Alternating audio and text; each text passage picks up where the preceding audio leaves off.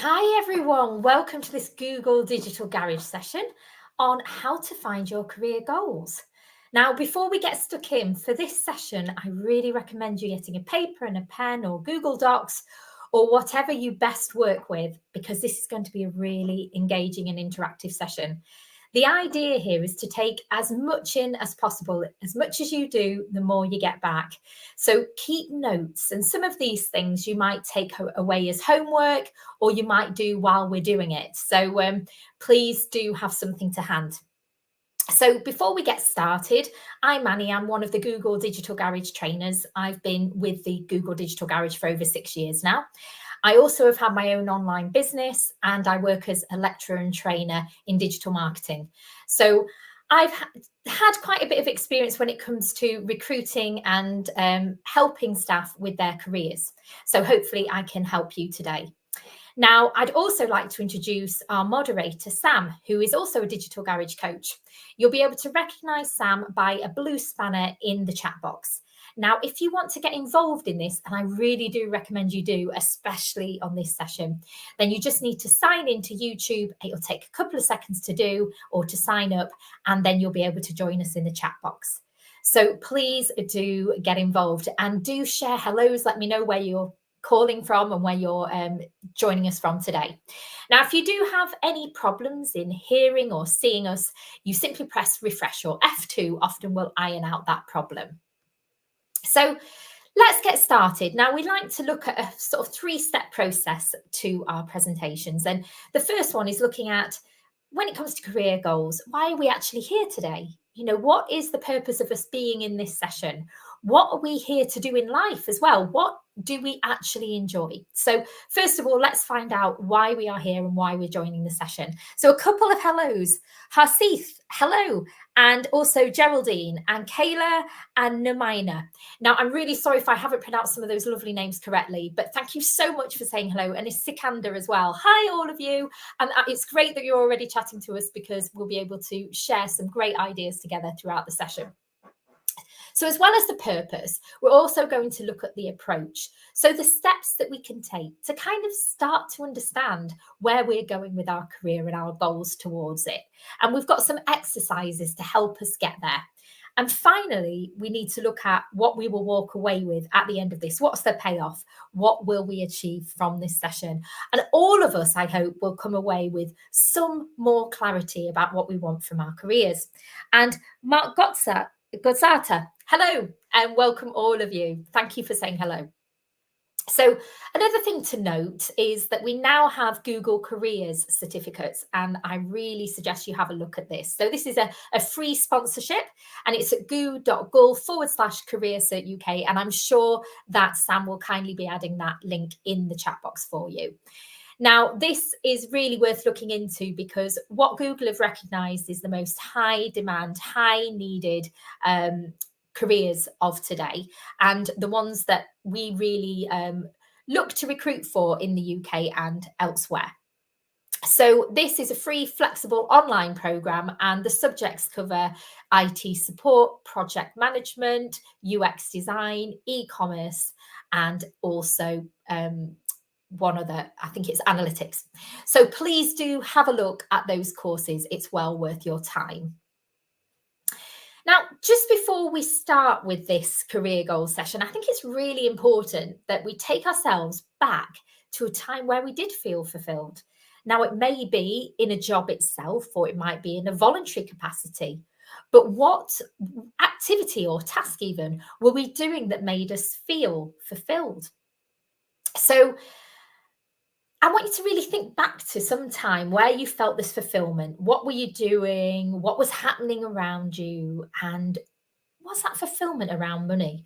So there's times that I felt really fulfilled, and the most fulfilled is really doing what I do today, which is training.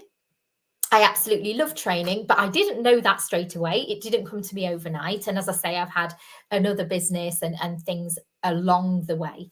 So what I felt, though, was that I really enjoyed connecting with people, helping people, elevating people, giving them something to walk away with, some tools, some sort of change to the dial, even a slight change to the dial to help them within their lives. So there might be something in your minds now where you can remember feeling that spring in your step, that value from what you're doing, and that fulfillment. And I wonder whether it was to do with money or whether it was more to do with the experience of adding value or feeling valued.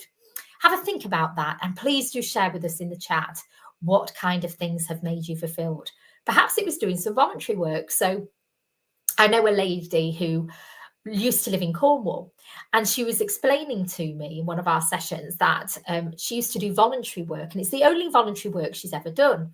But it was when she was younger, and there was an oil spillage in, I believe, the coastline where she came from in Cornwall, and she felt a real desire to help clear up this wreckage that had happened with the oil spill, and she wanted to help basically save the wildlife, and it was a real passion of hers to support. So she went, and she couldn't do too much, but she did make the sandwiches and go and help the people that were at the time helping resolve the problem.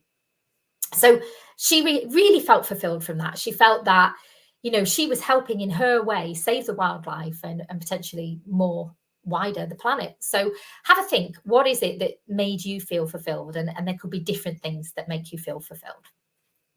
Now, why do we talk about this word fulfillment? Why does it matter? So I think it's really important, since actually we spend a third of our lives at work, a third of our lives, and some of us more than that. We can't really afford to not do what we love, not to have a desire for what we do. Sure, you know, some aspects of work will be there as a foundation, but something that makes us want to go, to be motivated, to keep going, to be satisfied, really is important for our motivation in the workplace and our fulfillment. So 3 out of 10 workers in the UK do not believe they have good prospects for career development. So the only way that prospects will come is if we can do what we enjoy doing and be good at it, and then start going up and up as we go with our careers. So into more and more of it, and doing better and better at it. So think about the kind of things that you think would be fulfilling for you. And we're all very different. Oh, Kayla, mine is when both in my professional life and personal life, I feel most fulfilled when I am helping people improve and excel with their own goals. Absolutely, Kayla. That's an essential thing, I believe, that for many people, that they have that congruity between home and work life, and that the two come together and they're feeling most themselves. So what I'm getting from that, Kayla, in particular, is that the meaning of success for you really is the alignment of being who you really are at work and at home, and it all happening effortlessly because you're just being valued for being yourself. Am I right? So that's a really, really lovely thing to share. Thank you, Kayla, for that. Please do keep sharing in the chat. I love hearing about all your backgrounds, and then we can start talking together about what works best for you. So now we're just going to look at a Venn diagram, and this Venn diagram comes into 3 key elements. And these 3 key elements are the areas that make up what we are looking at today, which is fulfillment in work. And the first one of those 3 is thinking about something we enjoy doing. Now, I mentioned at the start, what I really enjoy is training, but actually what I enjoy most about training, deep down, is that it helps lift people up, it supports others, it gives them something to walk away with, to learn from, and to be inspired with, and to help their lives. What are the things that you really enjoy doing? What makes your heart sing? So for me, it's helping others. What would it be for you? And there's lots of different things that we can do to realize what we enjoy doing. And some of those things could be as hobbies, or it could be as volunteer work, as mentioned before. So have a think about the kind of environments you've been in where you've really felt what I call in flow. I'm enjoying this. This is great. And it can be anything. You don't have to limit yourself, but jot those down on a piece of paper. So I mentioned at the beginning, having a piece of paper handy or a Google Doc open is really useful. So please start putting those notes down as we go about what things you're good at. Now, I don't want you to think further than the kind of top level view of it at the moment. So just anything that comes to mind, don't go any deeper into it. Anything that you enjoy, it could be anything at all. Just jot those down for me, and please do share in the chat. Now, I said there's 3 key elements to the Venn diagram that we're exploring when we're trying to evaluate what we call a fulfilling job. And the second one is, what are we good at? So I really, really like, well, singing. I absolutely love singing, to be honest, but I'm terrible at singing. Absolutely can't sing. I would love to be Mariah Carey. I would love to be a famous pop star, but I just do not have that in me, unfortunately. So have a think about the kind of things that you're good at, as well as what you enjoy doing. So something I feel that I might be good at, or that I'm told I'm good at, is helping others. So supporting them whenever they may have a problem or needs sorting. So something like coaching or training, again, coming back to what I do now. So I'm fortunate to find that. Lucia, what if you don't have enough experience to know what fulfills you? Well, actually, Lucia, hopefully this session will break it down a little bit for you. So this fulfillment comes from 3 sections. And the first one is, what do we enjoy doing? Now, you might have found that you enjoyed doing something as a child that you haven't even gone back to in a long time. And you didn't have to think then, what do I enjoy doing? It might come from something you've read. It might be something you've got an interest or a passion in, or it might be something you've done in the workplace or a volunteer work. So you don't have to have actual work experience to know what fulfills you or what you enjoy. In terms of knowing what you're good at, often we can ask other people about that, but there's something within us that tells us, I feel that I'm doing quite well in that. And maybe it's because we've got qualifications in it and we've succeeded with those, or maybe because we've had work experience, we've had feedback. So there's things that we'll discover we're good at as we go. So just play naturally to your strengths, basically. What are you good at? Could it be talking to others, helping others? Have a think about the general things that you're good at. Here, we're just being quite general. So, for example, something we enjoy doing might be singing, it might be dancing, it might be talking to others, socializing, it might be writing, it might be coding, it might be gaming. Something we're good at might be the same, or it might be different. So we might discover that the things we're good at aren't necessarily those things we enjoy. But the sweet spot really is when we start to bring these things together. So if I enjoy training and I'm finding out that I'm good at it, then that will be my sweet spot in the middle. So have a think, what would be yours right in the center of those 2 areas? No problem, Lucia. So the third thing, because I mentioned there are 3 parts to this Venn diagram that we're looking at now, is something people value.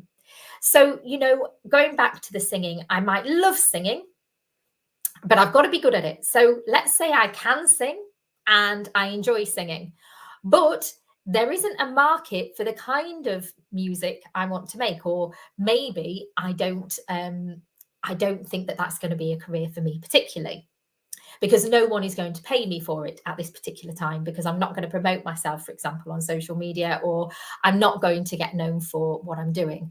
Or, for example, maybe I think dog walking's a good idea. And maybe I enjoy dog walking, but all the dogs keep running away from me, so I'm not very good at it, so people won't pay me for it. Have a think about the 3 areas that will work for you in terms of what you're good at, what you enjoy doing, and what someone might pay us for. And when we get to the middle of that, that's the sweet spot. That's when we know we've got the 3 areas and we've found something fulfilling for us. So this is at the middle where all the magic happens. So, for example, if there's something we're good at and something we enjoy doing, well, that's like a skilled hobby. But if we're able to add into that something that someone will pay for or value, then we know that we're hitting the sweet spot in the middle when it comes to finding that fulfillment as a career option rather than as a skilled hobby or a boring job. So, for example, if we had a job that we didn't enjoy, but we were good at it, that would sit more in the sort of practice chores, boring area of our skills. Whereas if we're doing it just for fun, so for example, we love singing, but we're no good at it, that would just sit and we'd leave it over there as something we enjoy doing. But again, we need to have the value added to make sure that we get paid for those areas of work. So are there any that are coming to your mind at the moment for what you enjoy doing, what you're also told or feel that you're good at, that you think the world will value? Hasith, hey Annie, please can you go slow? Absolutely. I'll take it nice and slowly for you. So don't worry too much, because I know this is a lot of information, but the good news is we're going to go through each of these parts now, one by one. So we're going to look at each of these sections in a practical way so that we can take something from each of those areas. So can I just ask you, what do you think the top motivator is at work? Please share with me now what you think that could be. So obviously, there's a need to earn money, isn't there, in what we do? We need to have a roof over our heads and pay for food. And obviously that is, I've been told, this is Lucia, I've been told that I'm good at organising and talking to people, which is also something I enjoy. Brilliant. Thank you, Lucia. I hope you're jotting this all down in your notes, because it's going to be useful to you as we go through the session. So as I mentioned, we need a baseline, don't we? We need to cover our foundational needs, our water, our survival, our shelter. But what actually gets us up and motivates us to keep going isn't just that, is it? If we're honest with ourselves, it's a little bit more than that. We need something that helps us strive, that makes us want to go and do it day by day. What gets you out of bed in the morning? What gives you that drive? So while money is not the actual main motivator, it's certainly important, the real thing that creates fulfillment and that makes people motivated at work is the recognition of the work they do. And Sikandar, I have very good analytical skills. Fantastic. I'm really pleased that some of you have already started to acknowledge and recognize the skills that you have, which is fantastic. So we're just going to stop now for a question break, but it doesn't look like any questions are coming through just yet. Please do put questions into the chat box so that we can share and talk about the kind of things that you're interested in terms of your career whilst we're here together tonight. So moving on now. So we're talking about something we enjoy. Let's look a bit closer at what we enjoy and what we find pleasure in. So a few of you have talked about the things that you feel excel you and make you feel great as a person. And I believe Kayla said it was helping people for you. So that's right up there as something you enjoy, which is fantastic. And then we've also got Sikandar, who says, I'm good at analytical skills. So that's not something we're necessarily enjoying doing, but it's something we're good at. So that's looking at something we're good at. But what else is there from the group? Can you share that you enjoy doing?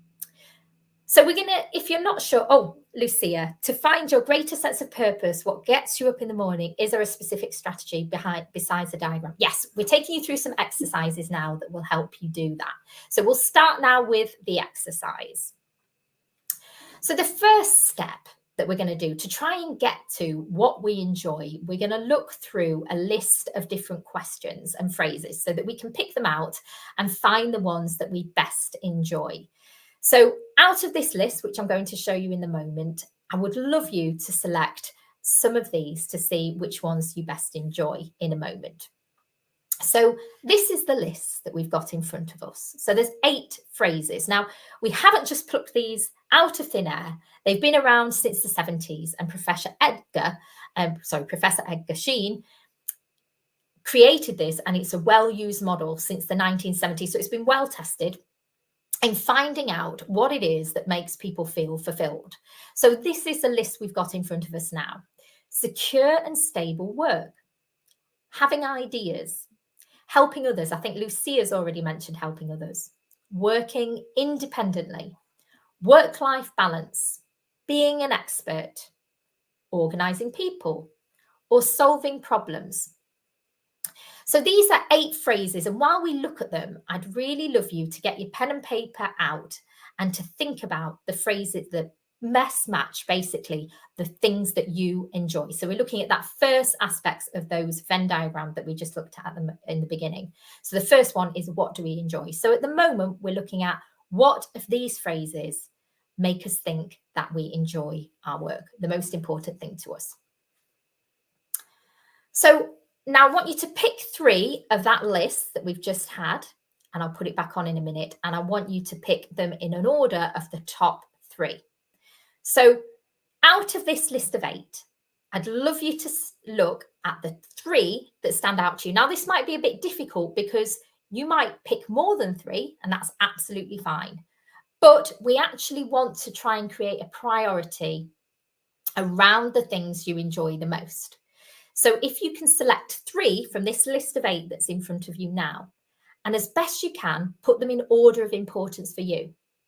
So your top 3, which would be number 1, number 2, and number 3 out of this list of 8. Hasith, hey Annie, I have a doubt in organising people. Right, no problem. Well, nobody is great at everything, and that's absolutely fine. So that is probably something, therefore, that you don't want to include in your list. So leave the organising people out. That makes it a little bit easier because now you've got 7 to choose from. But of the remaining 7, which of the 3 would you say is most suited to you, that you enjoy the most? And if possible, putting it in a priority order so that you've got 1, 2, and 3, 1 being the one you enjoy the most. Yes, if you can put the answers in the chat, that'd be great, Lucia. Thank you. So yes, so 3 of these in order of what you rank as most important. So for me, I would say helping others is probably number 1 of all of that list. So helping others, right up there as number 1. Number 2 would be a work-life balance. I think it's important that we have that balance between work and home. And also solving problems. So I love solving problems and helping people. So we've got Kamal, work if. Not too sure of that one, but yeah, please do share a bit more there. Lucia, solving problems is satisfying, but the process tends to be stressful. Right. Thank you, Lucia. So we can leave solving problems out for you then, not something for you. Geraldine, helping others working independently. Thank you. That's great. So you've got 2 there, Geraldine. Do you think you can add another one to make it 3 and then just put it in an order? But that's great. And Kamal, we've got work-life balance. Brilliant. So you just need 2 more. And Lucia, we've got an order of 3. Fantastic. So number 1 is work-life balance for you. And I could tell that from the beginning. That's great. So it's important from your first introductory question or comment that you want to have that in. And that's good. And now you need to find a culture of company that respects that too. Helping others and organising. Lovely. Thank you. Kayla, so we've got helping others, having ideas, and solving problems. Brilliant. So we've got 3 very clear ones there. And Hasith, we've got working independently, being an expert, and solving problems. Wonderful. Geraldine, we've got helping people. Great. Work-life balance and working independently. So there's a lot of working independently coming up, which is really important. And that gives us ideas as to whether we'd like to perhaps be more freelance, more remote, or be able to do something that doesn't need teamwork as much. That's great. So Malgatsa, being an expert, solving problems, secure and stable work. Brilliant. So expertise is important for you, and that's right at the top. So that really helps you to identify the kind of work you're wanting, which is going to be quite professional in that sense. Kamal, work-life balance, helping others, and solving problems. Brilliant. Some very clear ideas here. So again, work-life balance is important from the start. And then having the help of helping others people out and solving their problems is important to you. So knowing that and having that clear in your mind will help you make decisions easier as time goes on in your career. And Sikandar, work-life balance, being an expert, and solving problems. Brilliant. So we've got a lot of work-life balance in here, which is fantastic. So we recognize that work is only part of our fulfillment and that life is the other part. And actually, when we get the 2 together, as Lucia was saying, then we feel more fulfilled overall. So that's really great. Thank you. So now we've got our top 3, and that's perfect. I hope we've jotted that down also on our papers, perhaps to take away with us. But we now need to reflect on, have we had this kind of experience already? So what do we do now, or have we done previously in those 3 phrases? So let's go back to these phrases again and see currently, actually, what you're doing at the moment, or what you've done most recently or in the past. What of the 3 actually are you doing at the moment or have done previously? So from that list, can you please note down in the chat and also on paper the 3 things that you have already done, so you've already experienced.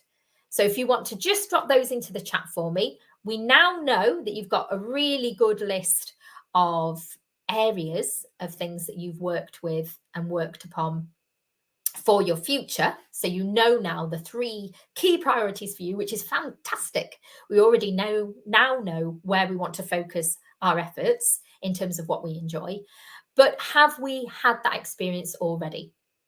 So do keep popping those into the chat.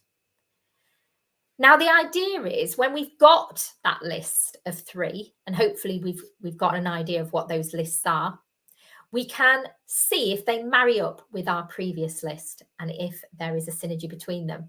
Does anybody have the same exact things, the top 3 things, on what they're doing or previously done with what they want to do? So Harshit, we've got having ideas and helping others. Now, did that match up with what you had for your future plans? I'm trying to remember if it did. You can let me know. So there's 2, not 3 there as well. So you're having ideas and helping others in your current job or in your most recent job, which is great. But does that actually match what you would like to be doing and what you would enjoy? So the idea of pulling these 2 lists together helps us see if there's any gaps and opportunities for us to do something that we more enjoy, that we can focus on. So have a look now at those 2 lists and jot down where the gaps are, and we can go from there. No, you have to pick 3, Lucia. So that's great. If you could pick 3, that'd be fantastic. So you've got 3 for the first, and now we'd need 3 for your list of things that you're doing or you have done. I think Harshit has actually only got 2 because that might be the only 2 that he has been doing at the moment, perhaps. But if you can put 3 down, that would be great. So now we've looked at the differences between the 2. Keep those jotted down in your notes, because looking at those gaps and being aware that something is missing gives us an opportunity to make a difference. For example, if you recognize that you're not having work-life balance and it's really important to you, then that might tell you you need to make a whole change from where you currently are or what you've been doing in the past. If, however, you see something along the lines of solving problems and you're not yet doing that, could that be something you add into a new role or existing role in what you're doing? So this should help guide us a bit more. So we've got Kayla working independently, solving problems, and a bit of work-life balance. So we've got some of the things that we were planning on having, Kayla. And Lucia, working independently, organising people and having ideas. And I think there, Lucia, that the biggest thing missing is that work-life balance, isn't it? So you do have some implement of creativity there in what you were hoping to achieve, but you're not actually getting that work-life balance that seemed to be very important to you and, from the beginning. So it doesn't look like we've got any questions, so we'll now move on to the next session. It's not really a question-y type thing, so that's fine. So let's now look at what we're good at. So we've got an idea now of what we enjoy, which is fantastic. We've probably now realised the areas that we want to be doing that we're not and that we enjoy. But now we're going to look at something we're also good at. So here we're going to look at what is called the Dunning-Kruger effect. Now, this is about the axis of confidence and competence. So our own, perceptions basically of our strengths are often not reflected in our actual abilities. So you might think that as you get better at something, our feelings about how we do it will increase at the same rate, but that's not always the case. So this actually, the Dunning-Kruger effect, talks about those strengths and weaknesses. So right at the beginning, where we have absolutely no experience in something, we might not have necessarily that much confidence or competence right at the start. But then when we give it a go, we can suddenly feel that perhaps we are doing all right. So an example might be karaoke. So I mentioned that I can't sing. However, there are times where I've really felt that, yes, I could actually be Christina Aguilera. So we might get that microphone for the first time, go on stage, have a song, and people might politely be clapping and telling us how wonderful we are. And that could make us feel really confident and really competent. So the idea is all of a sudden we think we are fantastic. We think we've got all the skills that are required to be amazing. Perhaps we started with a spreadsheet and we've never ever used a spreadsheet before, but we've put in one formula and there we go. We've done a sum. We know all about spreadsheets. This is kind of the idea of high confidence and thinking we're really competent at the same time. So what the Dunning-Kruger effect explains is that those that are on the lower percentile of ability, in other words, not that very good, tend to initially overestimate their abilities. So me on the stage with the karaoke thinking, yes, I'm going to change careers to being a singer pop star will be a good example of not really recognizing my ability in the real sense. So as time goes on, we also learn the opposite is true too. So often you might be really good at something. You might be this fantastic superstar singer, but because you've had some time doing it and you've started to be around other people that perhaps do the same sort of thing, you've met other singers that are in your group, and you've started to see that they've done maybe musical qualifications, you start to think, well, actually, I don't think I'm that good. There are better people than me around. And you start to think, well, I'm not actually very great. And you start to feel quite average. And we're not talking about false modesty here. We're talking about people that are pretty good at something, but they tend to think it's no big deal, or that they aren't very good. But maybe this is because you now know just how good other people are and can be, and how far it is for you to go. So once I stood, for example, next to a real singer, it made me realize that's a long, long journey and I'm not sure I'm ever going to get there. Well, that's probably not false modesty. That's probably I literally can't sing. But let's say I am a good singer, but I'm stood next to someone who is a good singer. And I don't believe that I am one because I'm seeing that they're very, very good. So then the final stage is, okay, now we've actually realized that we needed to upskill a bit. We've gone away, we've done some musical qualifications, we've studied our voice, our singing, our tone, and we've realized that we can improve our singing and we can potentially be a singer.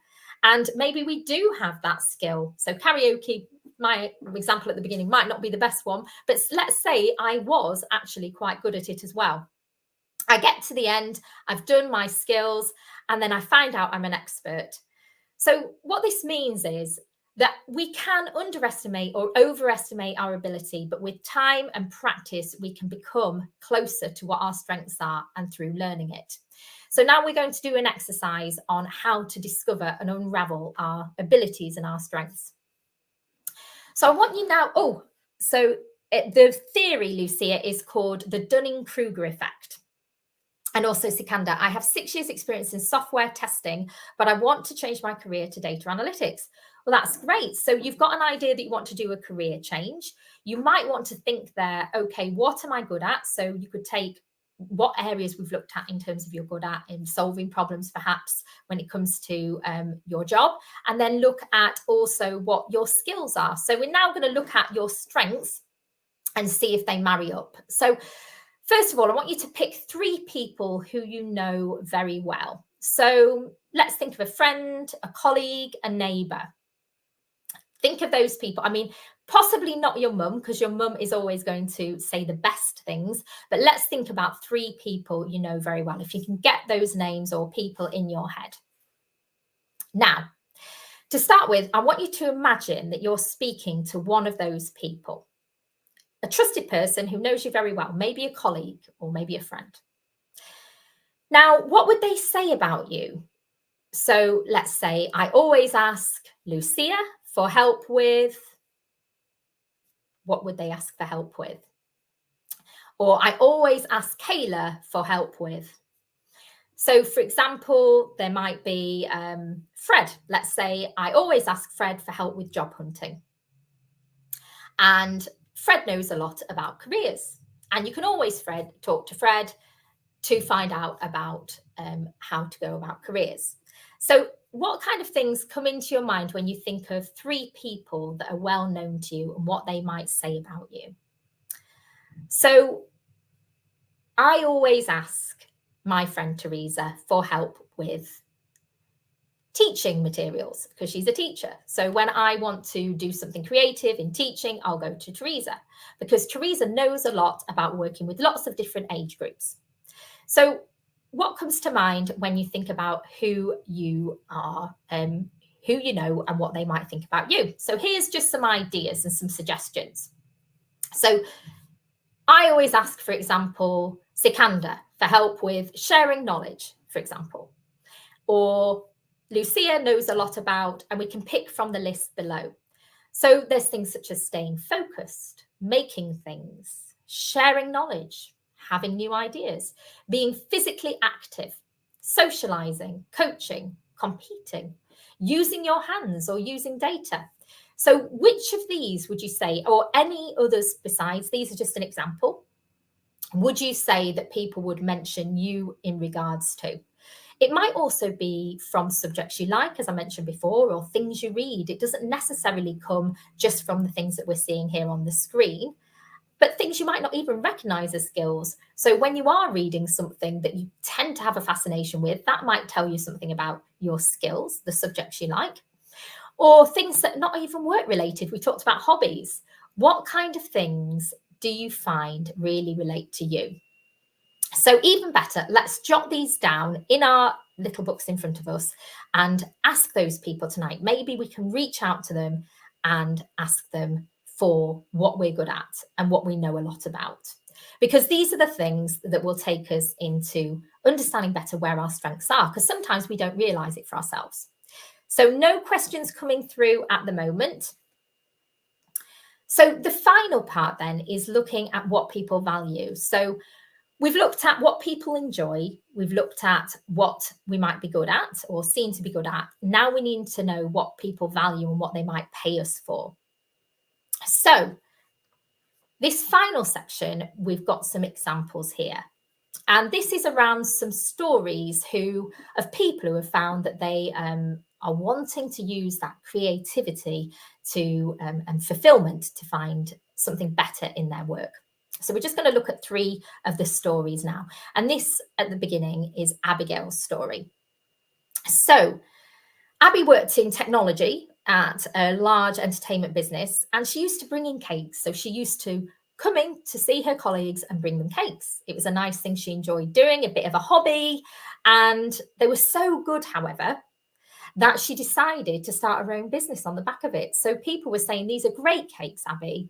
You really need to do something with this because they taste and look wonderful. So what started as a hobby then became something she brought into work that other people told her were great. So she then realized what she enjoyed was also something people really thought were great too. And then she realized she might start a business in it. So now she's got Abby's Pantry, and it started in London, and she's now moved it to Edinburgh. So this is a classic example of knowing the kind of thing you enjoy and the kind of thing that you're good at, but at the same time that people want to invest in, that people were going to pay for these cakes because they enjoyed it so much.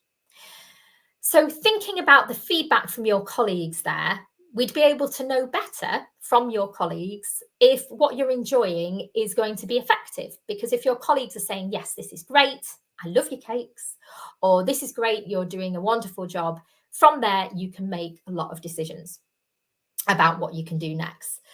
And also it tells you if there's a market for it. So Abigail, her next steps after seeing that 1, she enjoyed making cakes, and 2, people enjoyed eating them, was to see about how she could start the business. So she went on to the Google Digital Garage, where you are now, and she got some training to help her learn how to find new customers and how to get more visible online. So that's how Abby went from making cakes at home and enjoying making them to making it into a business. So have a think about the kind of things that you might want to do in terms of something you enjoy. Claire and Rachel's story. So Claire and Rachel were 2 friends. They came together and they wanted to find basically a way forward with their ideas. They were thinking that they had something that no one had found yet. So Claire, actually, she was a barrister and Rachel was a sonographer. So they were in very unusual and different careers. But they basically decided that they wanted to go on a starting your own business course because they didn't feel fulfilled in the work they were doing. And they set up something called How Do I Do? So this was a directory to help people of all different sexual orientations to find wedding suppliers and wedding planners. So what they discovered is that there was something they could do together that fulfilled them as their own business from simply sitting a course and discovering there was something that they could find that was a bit unique and fulfilling for both of them. So they attended a Digital Garage session and they went through Start Your Own Business course, and now they have How Do I Do? And are very successful with it. So these are great ways of really playing with ideas of what might make us fulfilled that then can reach and turn into something more as a business as well and more fulfilling. Shaquille's story. So Shaquille, so he was actually made redundant. So a lot of people, unfortunately, have been made redundant in recent times. But what comes out of these sort of situations are opportunities for many people because it makes you start thinking creatively about what you could do instead. And Shaquille is a great example of that. So Shaquille, after being made redundant by his employer, decided that it was a major turning point in his career. And instead of a setback, that's when he used it as an opportunity to step forward into something new that fulfilled him. So he knew he was good at HR. He'd already been doing that and he was told he was good in it. So he enjoyed, however, not the HR within the companies so much, but more working independently. So this redundancy gave him an opportunity to do exactly that and become independent in what he did. And he really enjoyed working directly with influential people. So he actually set up a hashtag called Catch Up Over Coffee. And it turned into quite a successful, well, it was a very successful 6 months. So what he did is he put out this hashtag and then he expanded from just around a couple of hundred on LinkedIn to 1,500 genuine, realistic, honest, useful contacts on LinkedIn. And then he started appearing in the search engines, such as Google. So on the back of this, he started to get brand awareness and start getting his business going.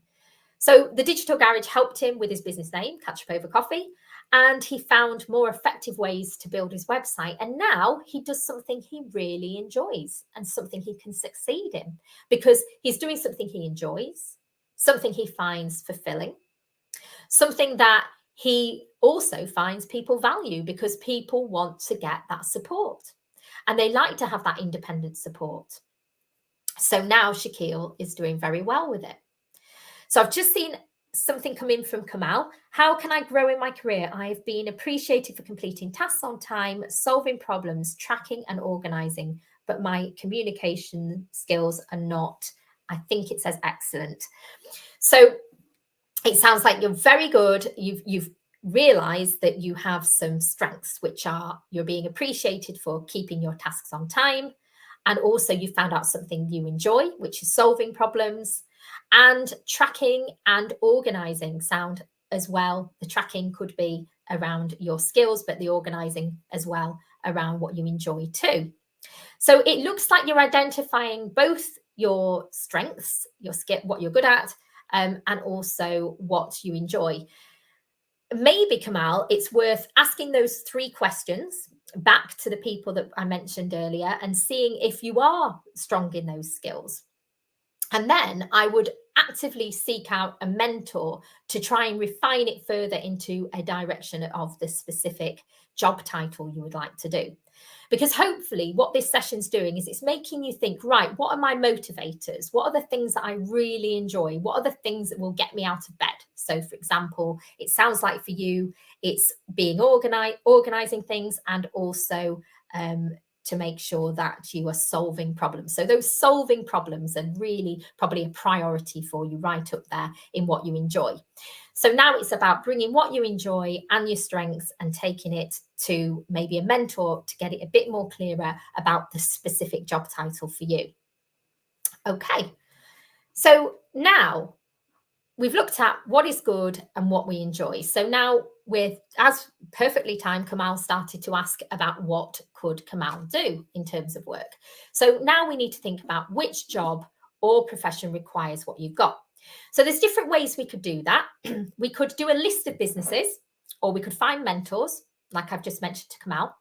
Do a list of businesses that we might want to target based on the fact that they share the things that we enjoy. Maybe they have a culture for work-life balance. Maybe they are companies that we can help solve problems for, etc. And think about the kind of companies we could reach out to so that we can offer our skills. So looking for companies that are going to be celebrating both what we enjoy and our skills. So which business will do that? So have a think, keep that list of skills that you've got written down from earlier, and consider which businesses will most enjoy using those skills. So going back to looking at the things that we're going to ask other people our strengths are, it might be that we can do coaching. It might be that we are good at deep thinking, analyzing. So what are the things, what are the skills, the strengths that we're going to bring forward? I also recommend going on the CV building course at g.co/digital garage, because that will take you through it as well. And we have mentors, Kayla, but they are more for small businesses. If you have a small business in the UK, we do have free mentoring, and that's at g.co. In fact, I'll just ask Sam to share that in the chat with you, but it's at the UK mentoring, UK mentors. So yes, have a look at that. And also what kind of groups people might be able to pay you to do the kind of work you're doing. So the value in it, basically. What kind of, for example, if you want to do coaching, what kind of coaching would you like to do and who might pay you for it? Could be something you could explore. So have a think about the different areas.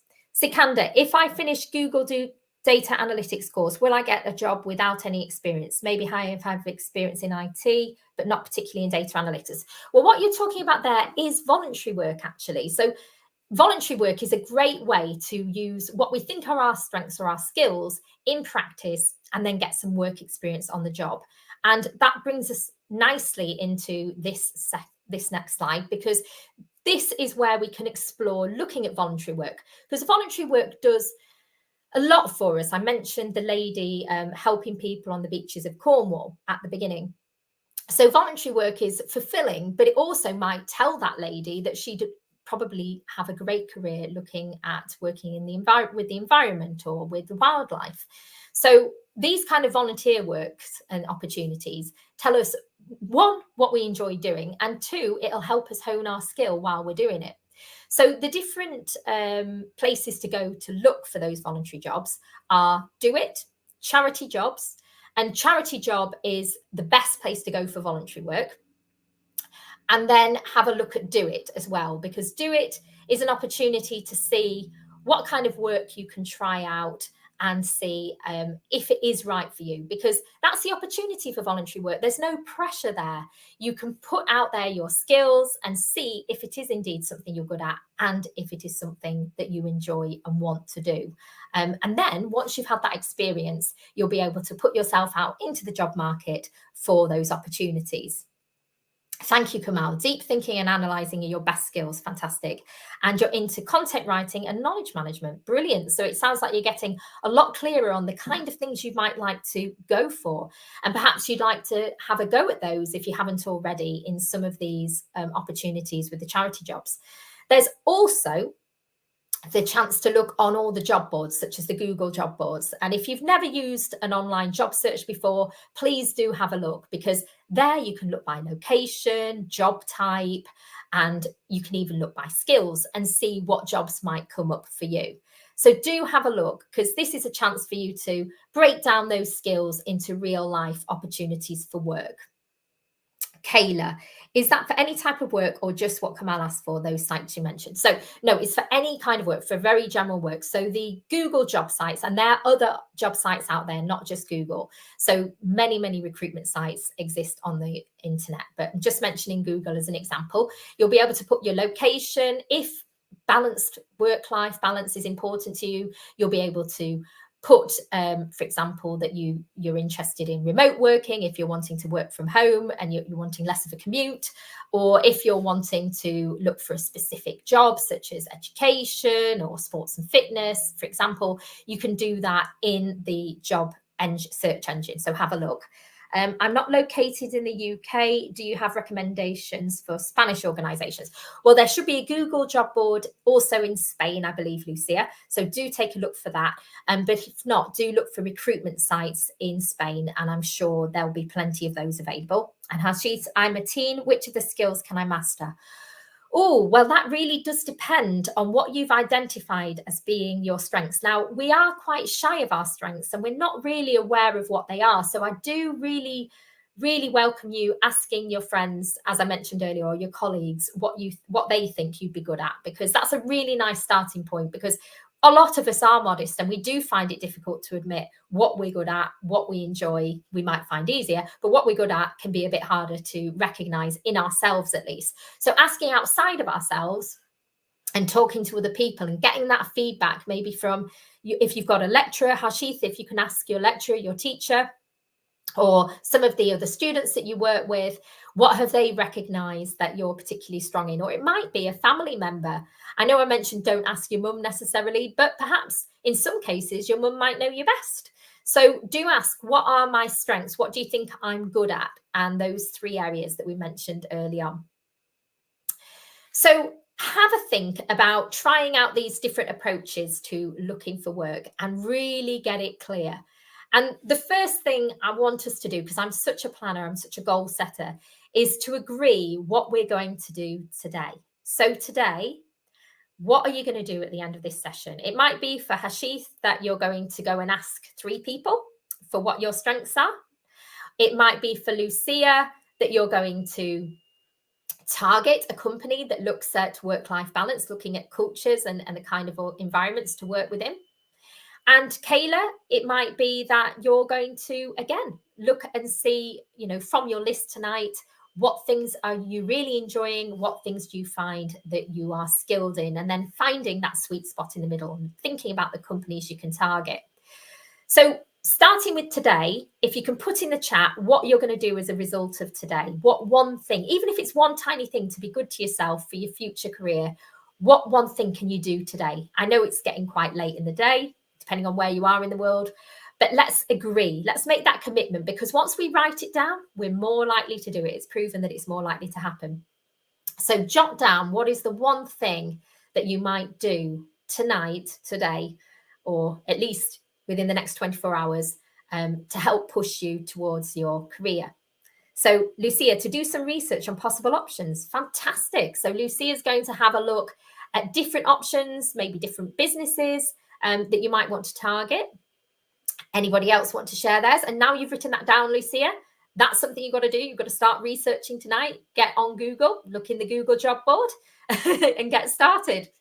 So once we've got an idea for the first thing we're going to do, what we're going to do today, we then need to look a bit further ahead. So next week, we've got a bit more time. Next week, what are we going to do? Because actually, every goal is broken down into small steps, because small steps climb a big mountain. And actually, if we did one small thing every day, over 365 days of the year, we suddenly climb that mountain. Harshit, I'm going to ask my friends and colleagues at which skills I'm mastered. Fantastic. So that's a brilliant thing to be doing. And I'm guessing that's within the next week, because you might need to ask around for that. Brilliant. So next week to find that out. Next month, so this month I will have. So by the end of the month, we want to have had a particular achievement. So what could that be? So next month, Lucia, I want to develop what I want to present on my CV, work backwards and build my LinkedIn account. That's fantastic. It's very clear. And I think because you've got that very clear and you've got it written down, it's going to happen. And what I'd recommend is going on that CV and builder course, and write a CV and cover letter course, for the Google Garage, because that will help you in your endeavors there. And it will, especially as now you're putting together your CV. So that's what Lucia is going to do in the next month. What are you going to do in the next month? And then by the end of the year, what will we achieve? And Geraldine, today I will look into writing down my timeline to be from point A to B. Fantastic. I love that idea, Geraldine. I absolutely love that. So we're going to start with where we are now at point A, and what are we going to do to get us all the way to point B? We're going to break it down into those small micro goals, step by step, in the whole process. I absolutely love that. Kayla, to try and find the relevant company to help me provide these skills that are important to me next week.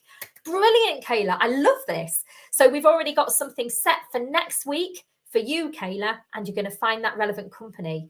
Yeah, brilliant. And they're going to help provide those skills that are important to you. So you've acknowledged and recognized what your skills are, and you're going to find the company now to target. Brilliant. And Kamal, I will learn new skills. Brilliant. So you've learned that you want to upskill. Fantastic. So that might be through voluntary work, or it might be on the Google Digital Garage platform, or it might be through getting mentorship and finding a way towards a new area of work. So fantastic. So by the end of the year, what will we have achieved?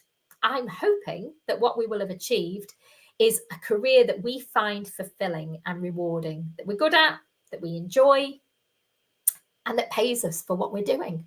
Because we don't need to be millionaires, but we do need to really enjoy and be capable in what we're doing to feel our soul and spirit at ease. So, Hashith, next week I will improve my new skills from Digital Garage. Fantastic plan. And that's all free, and you can keep coming back as and when to the different webinars. And there's also a free certificate. I know a few of you have mentioned that you might want to do something around data analytics, perhaps marketing. And there's a free certificate on digital marketing that you might want to try on the Digital Garage site.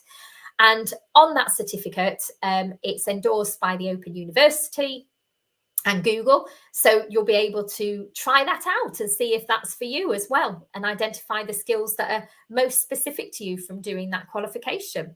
So brilliant. So we've got a really dedicated group here of people that want to upskill, that want to focus on those companies now they know what their skills are, that are going to clarify their strengths. And Lucia, next year I want to find a stable job, whether it's an apprenticeship or something to get more experience. Brilliant. I love the drive. I love the motivation. I love the goals. And I believe in all of you that you're going to achieve it, because now you've written it down, it gives it power, it gives it chance. So all the very best to all of that. Any final questions, please do send them through, as we're here for you and we want to answer anything you might have. So in the last couple of minutes, do send them and I'll answer them for you. So what are your next steps? Well, we already have a whole plan, I think, for an entire year for some of us. But your next steps, the first thing to do is to have a look at those free Google certificates. So I know someone mentioned that they were interested in analytics and that they have experience in that. Perhaps you'd like to get a Google certificate in it. So this is the, again, free flexible online certificates at goo.gov/careercert.uk. And in there, you'll be able to do IT support or project management, data analytics or UX design, and also e-commerce. So there's lots of things for you to consider. And again, it's going to upskill you and it's going to grow your competence and your confidence. So Sikandar, this year I'll finish my data analytics, Python, and a little bit of machine learning from Google Learning Platform. Absolutely fantastic. You all have such clarity on what you want to achieve, which is absolutely brilliant. Kayla, I'm a creative and already know I would like to go into creative marketing, but there are a lot of roles in it. You're absolutely right, Kayla. So creative marketing does have lots of different roles. So you might want to try and do find a mentor in the marketing space and talk about the things that you've got a background in, and they'll be able to help point you in that direction of what's best for you. And Lucia, is there one to develop your problem-solving skills? I feel that's a skill that develops over time in the field you've selected. Yes, problem solving is very much a skill that you learn on the job, I suppose. Yes, so you'll be able to see if you're able to solve problems by being put in those situations of trial and error where you can give it a go, certainly. So Kayla, are there any courses on here as well? So yes, there's the Google Digital Garage course that I mentioned. And Geraldine, does it offer one-to-one coaching? So we do offer one-to-one coaching, but that is for small businesses rather than necessarily for careers at the moment. But do have a look at that if you're a UK small business. So Thank you all for your time. We'll be running many more Google Digital Garage sessions. I've mentioned a couple like building your CV and your cover letter. We do have things on building your presentation skills. We also have it on building your personal brand. So if you are wanting to go alone and start your own business, that could be a great course for you as well. So do have a look at that. There isn't a mentor site as such, Kayla, but if you go on LinkedIn and you find the title of somebody that is going to be relevant to your career, so you want to be in creative marketing, so perhaps there's a company you admire that do creative marketing, reach out to somebody within that company, a senior member of that company, and you might find that they'd be happy to share that experience with you. Okay, thanks ever so much for all of you attending today and for all your brilliant engagement. And I wish you all the very best of luck. And remember, you've made a plan, you've made a promise, and you've set a goal. So go do it and go conquer the world. Thank you very much. Take care now. Bye-bye.